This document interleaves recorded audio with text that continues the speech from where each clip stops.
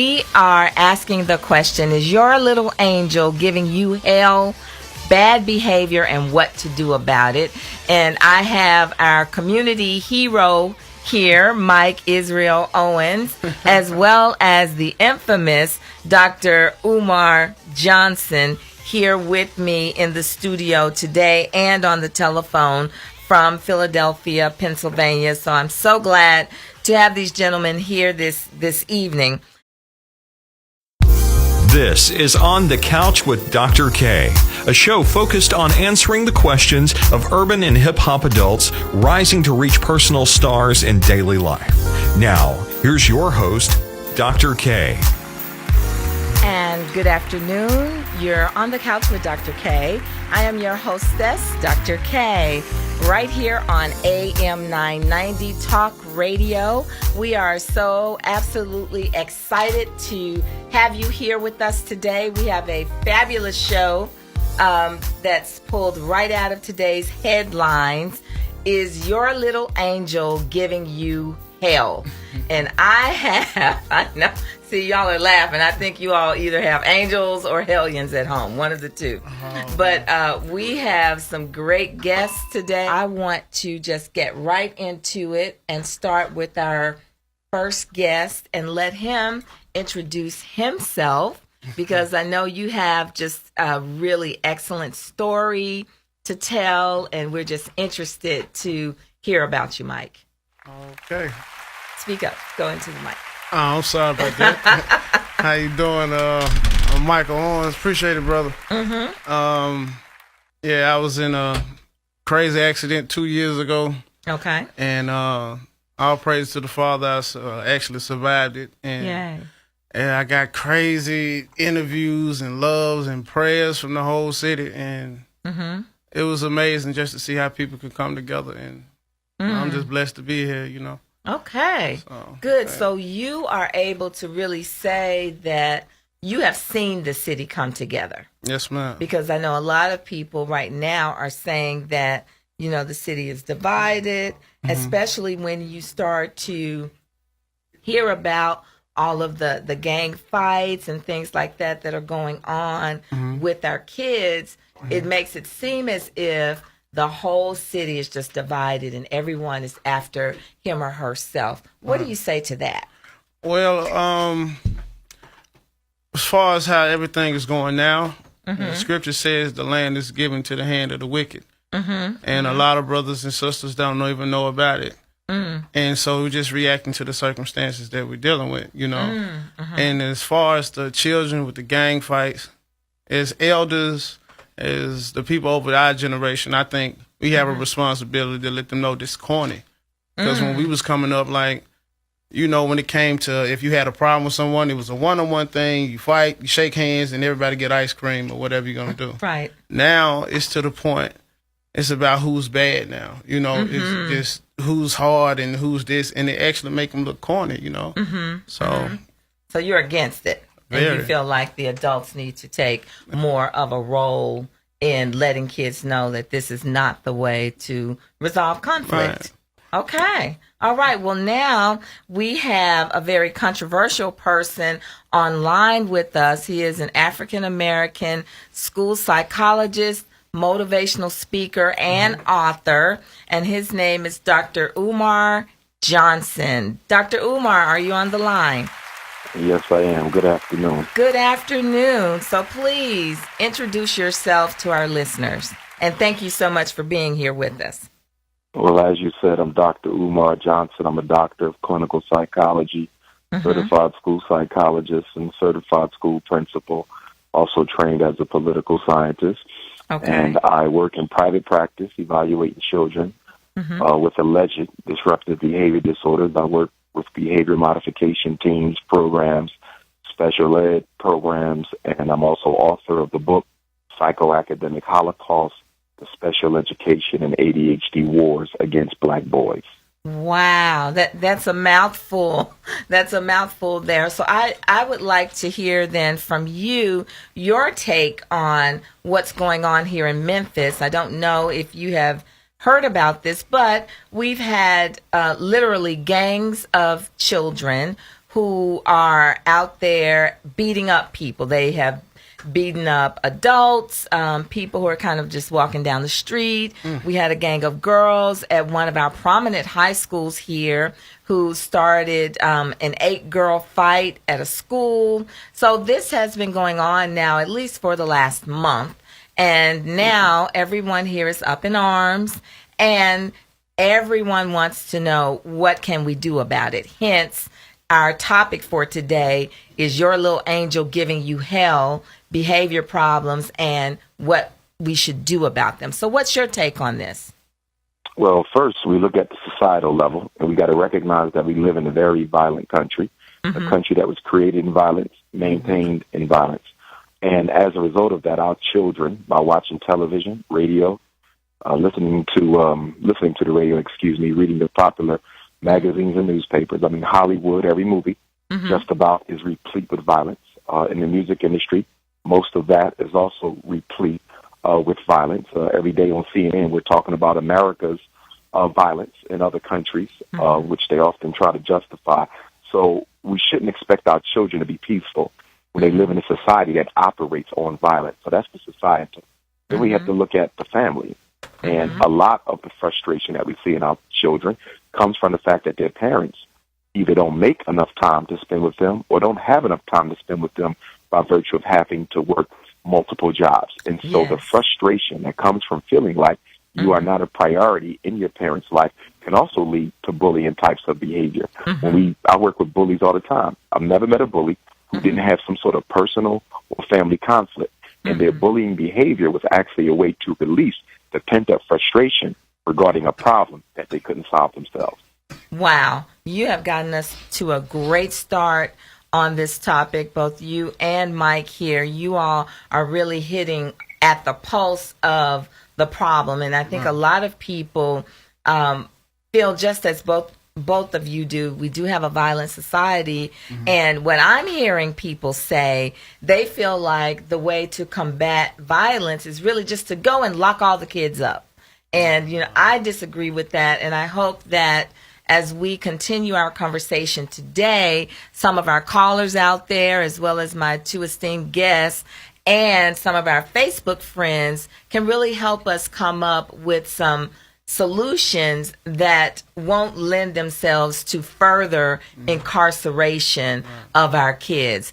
And before we go forward, I just want to get into some of our stats and facts for today. And as always, our stats and facts are found by my super intelligent intern, Stanley Shotwell II. Thank you, Stanley. Yay, Stanley. Woo! Okay.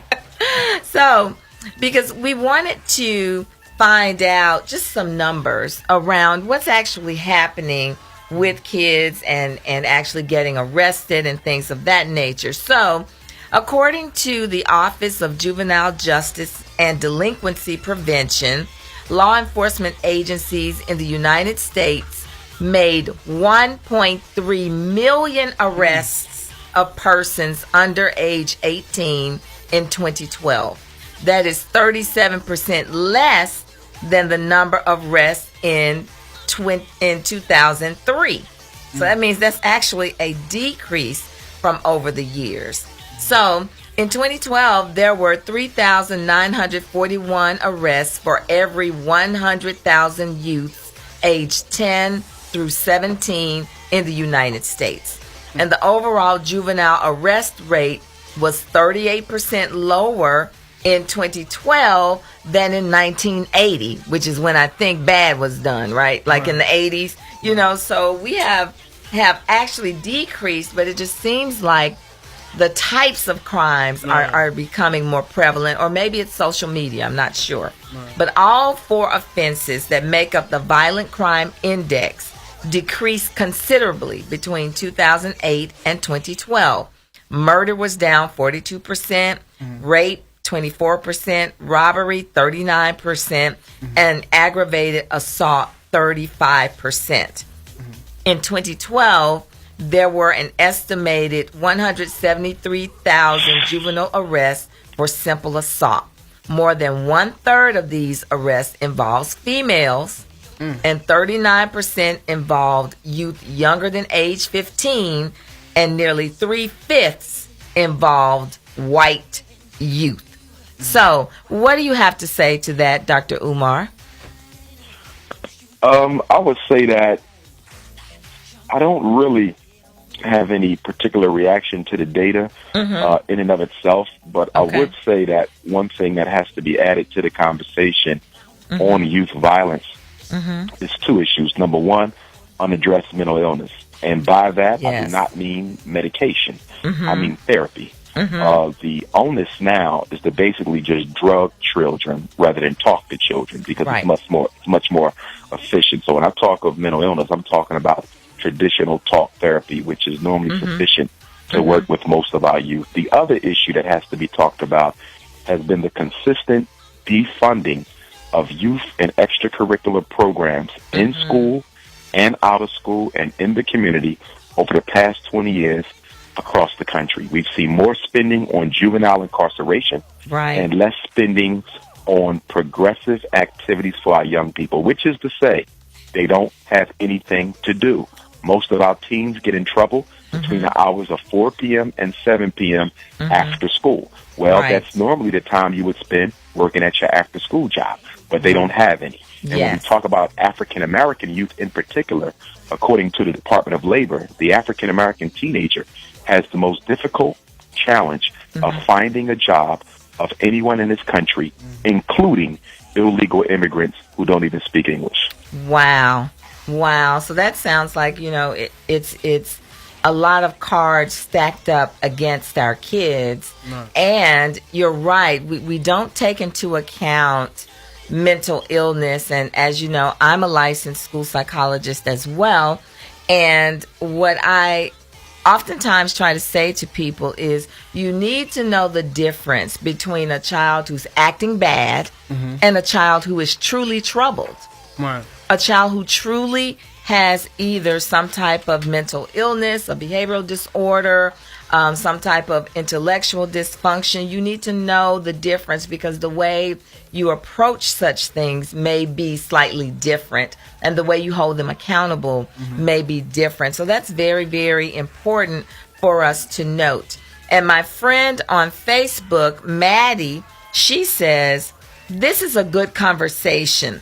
The law has trained kids on child abuse. Parents want to be friends with their children. They have no respect. I live in a house where I brought you in this world, and I will take you out before the police will. Whippings were an option, and you behaved and got somewhere and sat it down. In today's society, most parents don't believe in spanking. So, Mike, do you believe in spanking? Yes, I do. Okay. Yes, I do. So tell me why. One, the scripture says, it's better rod, you spoil the child, right? Okay. And trying to be your kid's friend, like, it's cool that you can have a great relationship. You can talk to them about whatever. But my daughters, they know when daddy mean, like, yo, sit down for a second, because you're doing too much. And think about it. If some parents actually want to discipline their kids, but if I'm going to whoop my kids and I got to go to jail for this, that means I miss work. That means the lights get cut off. So what I supposed to do? Okay. And then when the kids act out at home, and then the parent has to totally ignore it. Right. And when they go on the street, they got the same behavior from home, and then your kid get killed and nobody cares. You know, so it's you have to discipline, but these rules and regulations gonna have to be like, look, let me discipline my child. This is my kid. You know? So. Well, I think there's some misconceptions about discipline, what discipline is and what you can and can't do, because really discipline is a system. It's a way of doing things over and over again. It's an organization. So parents can and should have a discipline system for their children, and it may or may not involve spanking, which is a punishment. So punishment and discipline are a little different. And I think a lot of times people think if they cannot spank, which you can spank, but it really has to be done in a certain way for a certain age of child. You know, you shouldn't leave any marks, and it needs to be effective. If you find yourself constantly spanking your kid, it's just not working. I don't have anything necessarily against it, but it doesn't work. Like, spanking really is for that 2 or 3 year old who's about to run out in the street. You yank them, you give them a pat on the backside, and you say no. And that's to kind of scare them and remind them so that the next time they get ready to do that, they will remember that feeling of pain. But it's not really a way for you to discipline a 17-year-old, because you're probably going to have to hit them so hard that you're going to have to knock their lights out, and you will get arrested. What do you think, Dr. Omar? Okay, here's my take on it. Yes. Firstly, I am not against spanking, and it's important that African American people, our community, is very important that we do not let another culture try to dictate how we operate within our culture as it relates to anything, whether it's family, whether it's child rearing, whether it's spirituality. We have to make sure that we have the final say on what is culturally appropriate for us.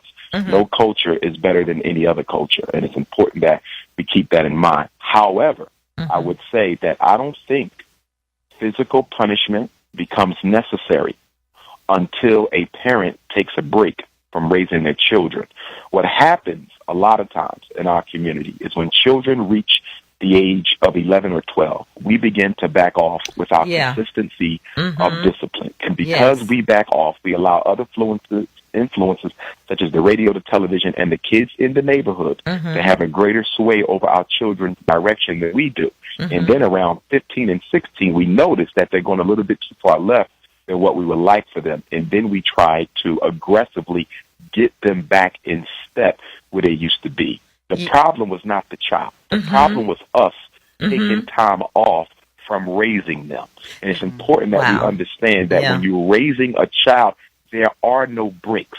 You are on the job full time until they reach adulthood. But we have a tendency between 4th grade and 9th grade to take a break. Now, when should a child be spanked? I believe that spanking is appropriate if the child commits an infraction that is serious enough to have caused significant bodily or physical harm to a person or to a thing. So, for example, if you catch your 3rd grader playing with matches, you should get a spanking. Why? Because you want the lesson learned from playing with matches that they are dangerous. You want that lesson to be serious, and you want it to be significant, and you want them to remember it. If you catch a 16-year-old driving in a stolen car, that's grand larceny. That could earn him an early felony on his criminal record. That might result in a spanking.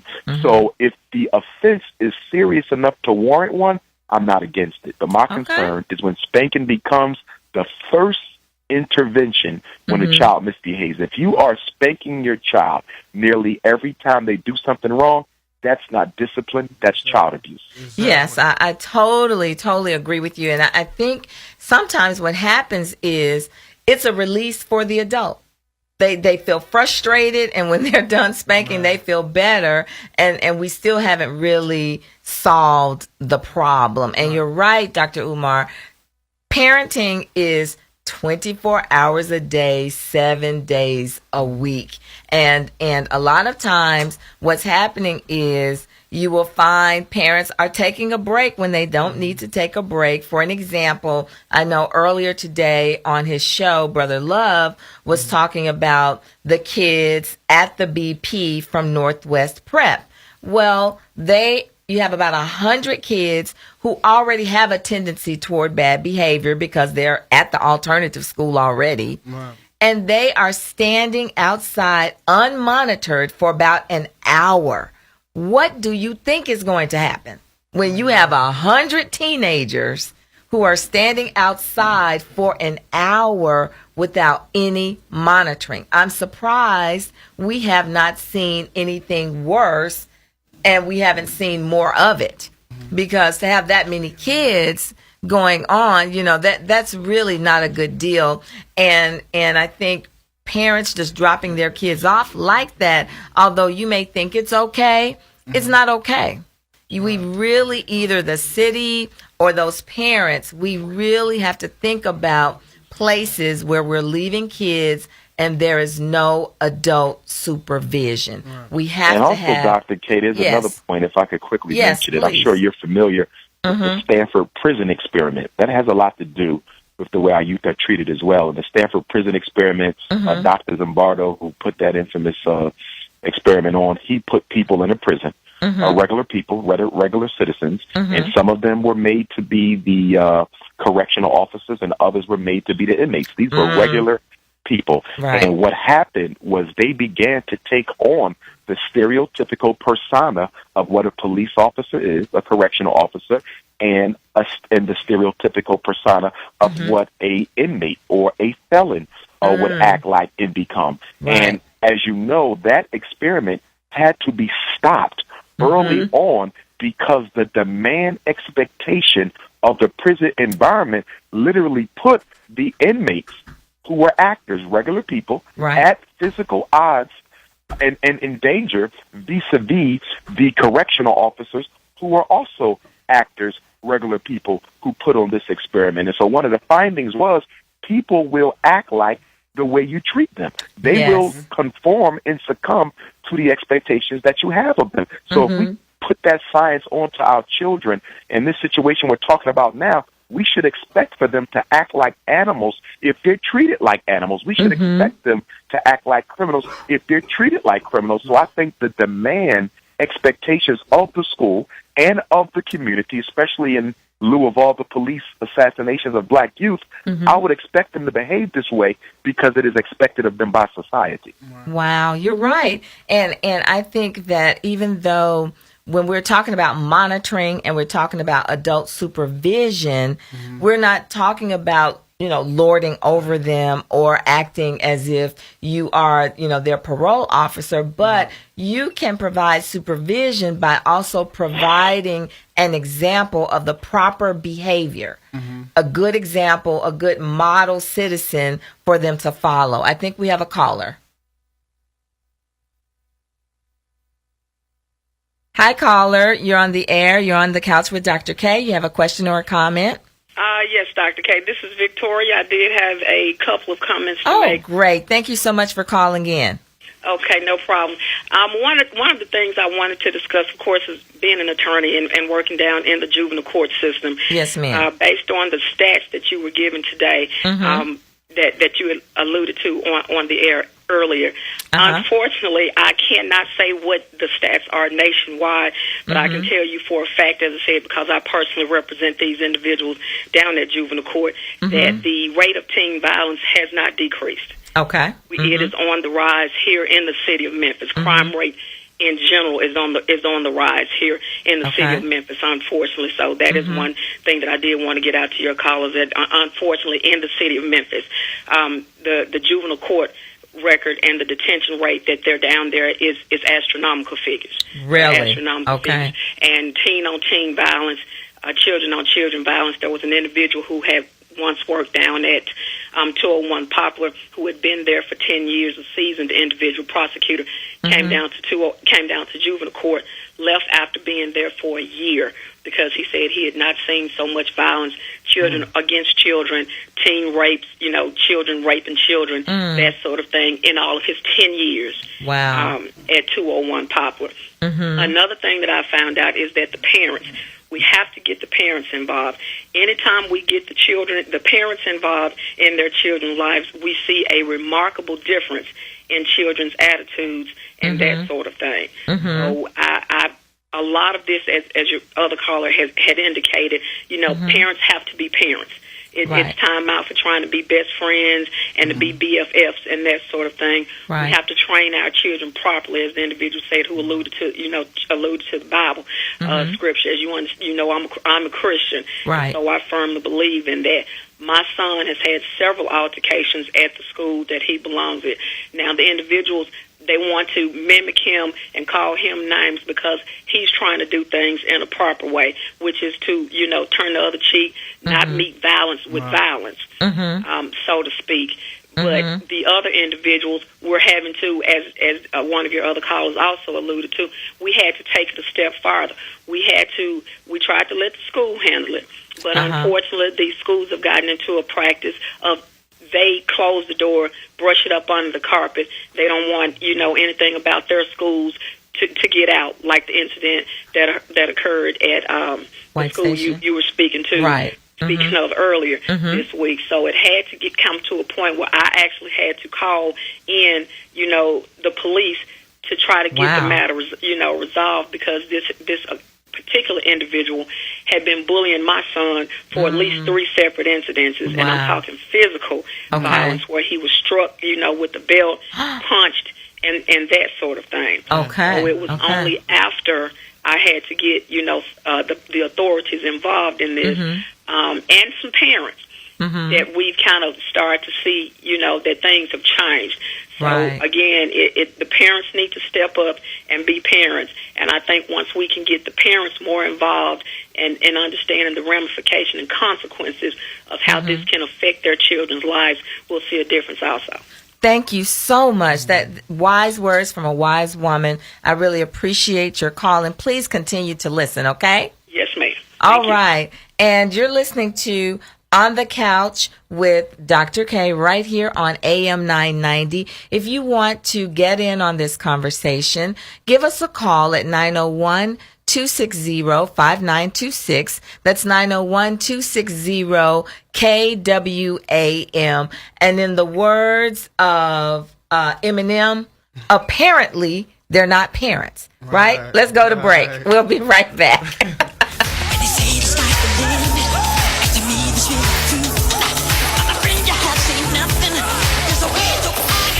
For legal experience with a Christian touch, call the law offices of Attorney Victoria Gillard. We stop foreclosures and repossessions. Other areas of our practice include personal injury, civil and criminal matters, divorce, child support, child custody, and Social Security cases. Call today at 901-624-8852 for a free consultation. Streeter's Total Beauty is a hair salon that invites you to enjoy a lifestyle full of beauty today. Dial 901-649-0559. Look to Randa Patton Streeter's lifestyle blog, which also invites you to enjoy a lifestyle full of high fashion and glamour. Like her on Facebook today. Are you considering buying or selling a home and don't know where to start? Call Sharon Brown of Twilight Realtors at 901-355-7271. To learn more about the services offered by Sharon Brown, visit her on the web at www.sharonbrown.cry-like.com or like her on Facebook today. Her success comes when your home is sold or you have the keys to your new home. Call Sharon Brown of Cry Like Realtors at 901-355-7271 for all your real estate needs today.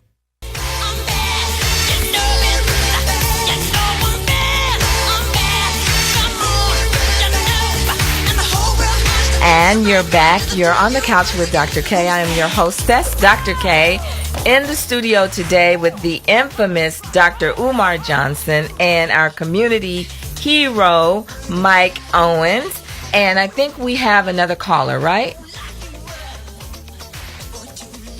Okay. Hi, caller. You're on the couch with Dr. K. Do you have a question or a comment? Hi, I'm Dr. Umar. Hello, Dr. K. My question is for the teenage boys, and it's just an incredible amount of disrespect I'm seeing towards black women. And, for example, I've seen some teenage boys choking a female and thinking it was funny and cute and playful like that. Oh, and wow. I'm just wondering, what would you say to the young boys who are disrespecting black women?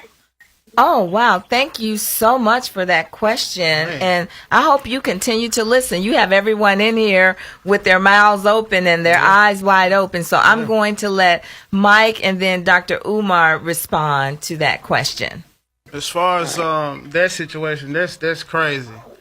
Like, you supposed to treat them. Like, I have 2 daughters. Like I said, I treat them like princesses.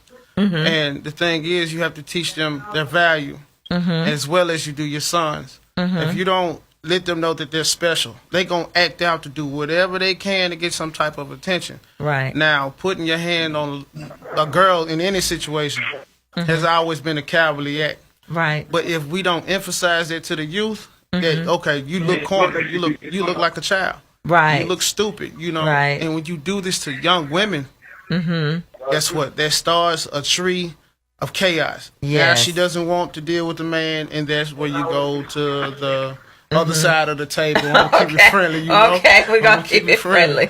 But that's what happens. Right. Dr. Umar, what are your thoughts?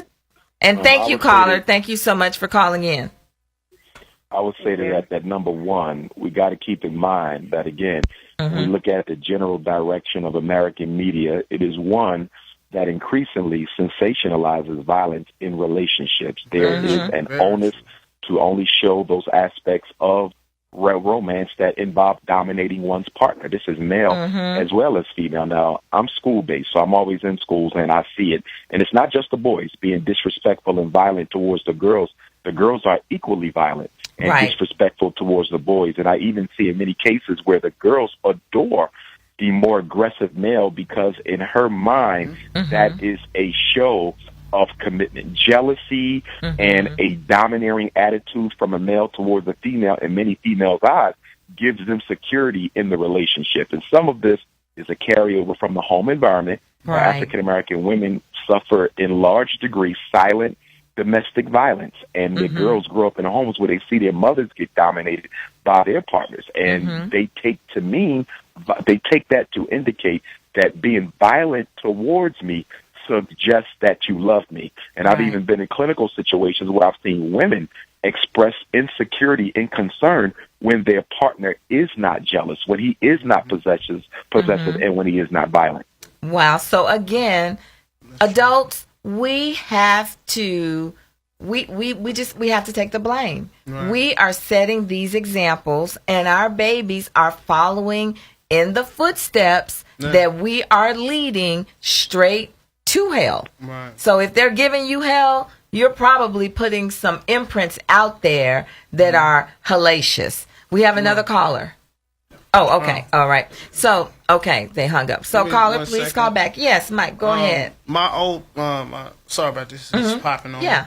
No, but my old pastor, Pastor Spencer, he said, a lot of people don't understand when you're parents, you're the very first Bible that your kid reads. So they're going to actually do what you do. They're going to mimic it at any given time. If you want to do the duck lip pictures and stuff, guess what? When it's time to smile on the picture, you're going to see them do the duck lips. I know, I do that. Okay, I'm going to stop. No, that's actually fine. It's dope. But what I'm saying, though, like, if you don't lead by example, and then like when we go to the neighborhoods, when I was coming up, like I was able to speak to every elder on my street. And when it was time to get home from school, they watched me from house to house to know that I got home. Exactly. And I got home to my grandparents. But now things have changed dramatically. Like, ain't nobody worrying about your kid. They just trying to make sure they don't break in their crib. You know? We got to get back to that communal living. And we do have another caller. Hi, caller. You're on the couch with Dr. K. Hi, Dr. Streeter. Hi, how are you? Randa Streeter? Yes. Okay, you have a question or a comment? I have a question and a comment. Yes, ma'am. Someone mentioned parental involvement. Yes. And I guess because I'm an educator, I wanted to ask the question about how do we get parental involvement? First of all, the reason why I'm asking that is at our school, and I know many other schools, we send out, we make phone calls. The phone numbers have been changed several times. Okay. Wrong addresses. You send home messages or letters to the parent. They're returned. So what do you do? Wow. May I say something to this, Dr. K, please? Please do. And I have to, and this is the principle in me talking now, as well as the psychologist. I see both sides of it, and as a parent, I see every side of this. One thing we got to be careful of is to demonize the parents. And I know the caller isn't doing this, so I want to be clear. But being on a lot of radio shows, this issue comes up. You got to be careful not to demonize the parent and make them the scapegoat for everything that's going on wrong with the children. Right. From an African cultural perspective, the community is responsible. For Caller, what happens with turn the your children, radio down, please. not just the parent. Okay. So the question shouldn't always be, what is the mother doing? We got to realize disproportionately African American children are being raised by single parent moms. Some of these women are working 2 and 3 jobs on top of raising both male and female children and being responsible for all the bills in the home.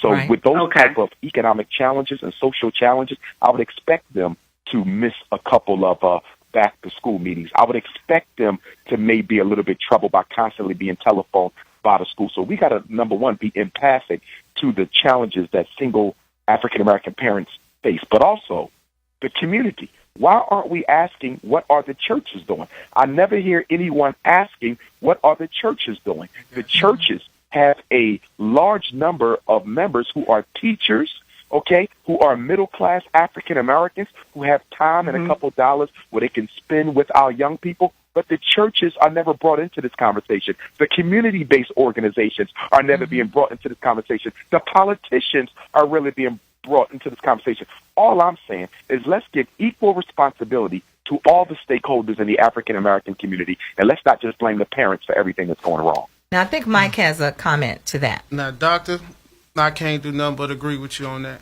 This is why I'm independently having an event myself. Okay. Because the reason why a lot of churches don't be able to show their muscle, because the churches are divided. You understand what I'm saying? If we worship the same Lord, the same Savior, the same God, the same Holy Spirit, why we can't rock with each other? You understand what I'm saying? And this thing that I'm trying to do is called No Division. And if you read 1 Corinthians chapter 1, verse 10, it says, "Now I beseech you, brethren, by the name of our Lord Jesus Christ, that you all speak the same thing, that there be no divisions among you, but you, but that you be perfectly joined in the same mind and the same judgment." And if we have brothers and sisters that are going at each other, well, I go to church on Saturday, I go to church on Sunday. Well, I don't believe he was the Savior. You going back and forth, we fighting with each other, and our kids dying. Right. So, and we have Israelite camps, we have different denominations and everything. Like, come on, let's get to the core. We worship Christ. Let's find what we can agree upon, and we go from there. Because if we divide it, it's going to go to the household, and it's going to go to the mentality and the personality of the children. Right. So, Dr. Umar, I really agree with you on that one. And really, and thank you so much, Colin. Please call back again, okay? All right. Thank you. I believe, too, that even if we don't worship the same thing, we all have the same values. Right. Everybody wants to be safe. Right. Everybody wants heaven or whatever you believe or wherever believe you're going. Everybody wants to have a good life. Everybody wants to love their children and to be able to go to the park and not have to run from gunshots. Right. Not, you want to be able to go to BP and help a little old white lady to her car and not get beaten up for it. I mean, these are things that everybody can agree on. Muslims, as well as Jewish people, as well as Christians, even atheists. Everybody can agree on those particular principles. So it sounds again like we have to have some type of community. And that leads us into our 4-point star. Yay! I know everybody's excited about the 4-point star. So our 4-point star for today is get ready, get set, know, and go. Let's say that together. Get ready, get set, know, and go. Number 1, get ready. Get ready to monitor your children. We have to be there. We have to be there to watch our children and be there to provide positive examples for the behaviors that we're looking for. Number 2, get set. Set rules, set boundaries, and set positive examples for behavior. You have to show so the kids will know. You have to do what you want them to do. Number 3, know. Know the difference between a child who is acting bad and a child who is truly troubled. Right. There are some children who just have some bad behaviors, and, if we punish them and give them the right examples, they'll be fine. Pay attention to them. But then there are those children who truly need something like therapy. And different from Dr. Umar, I do believe there are some children who do need medicine. If you have a child and they're hearing voices, I think they need some medication.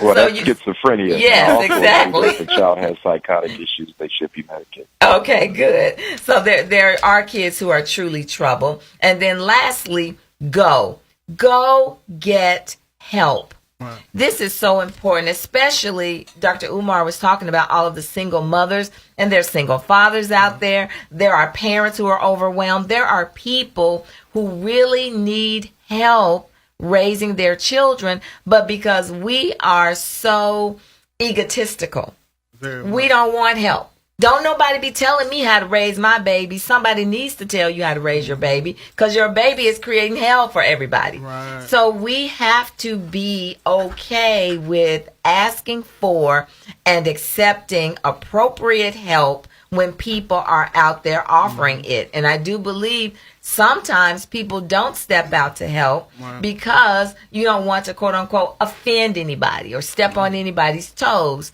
Well, we have to stop being so sensitive. Right. And we have to accept appropriate help and ask for help when we need it. So that is our 4-point star for today. Get ready, get set, know, and go. And wow, we're almost out of time. I'm going to cry. Okay. So in our last few minutes here, I always give everybody 10 seconds to shine. So I'm going to start with you, Mike Israel, and you can tell us whatever you want to tell us before leaving today. Okay. Thank you for having me. You're welcome. Hope y'all can hear me. You can get me on Facebook, Mike Israel Owens. I am throwing this event very soon in the summer. So you can call me at 901-338-5352. That's my direct number. God bless you all. All right. I'm not going to charge you my normal $20 for a shameless plug, because it sounds like, this is something really good. Are you charging money for it? No. Okay. See, I'm not going to charge you $20 then. Okay. Well, free to the public then. I might even give you $20. How about that? Okay. All right. Dr. Umar, 10 seconds to shine. Yes. Any of your listeners, if they need to reach me, they can do so on Twitter or Instagram. Following Dr. Umar Johnson, Drumar Johnson, or also my website, drumarjohnson.com, drumarjohnson.com. And every Tuesday morning, I host a free Black Parent teleconference where they can call in and ask any questions they have about education or mental health for their children. They can reach me through the website. Oh, wow. So I can't charge you either. I get no money today. I can't charge you for your shameless plug either, because yours is free as well. And both of those sound like excellent opportunities for parents to learn how to parent better, for the adults to really take control and responsibility for what's happening to all of our children out here. So, as always in parting, I wish you a life full of love, peace, and happiness. Remember, if you cannot be in love, then at least try to be happy. If you can't be happy, however, then at least try to be peaceful. But when your peace has been disturbed, it's time for you to change your situation. You've been listening to On the Couch with Dr. K. I am your hostess, Dr. K, right here on AM 990 Talk Radio. Please remember to like us on Facebook at On the Couch with Dr. K or Dr. K Streeter, and go to our brand new website, which is always monitored by our super intelligent intern, Stanley Shotwell. Yay, Stanley. Go to our new website at onthecouchwithdrk.com. So we will see you next week right back here on the radio.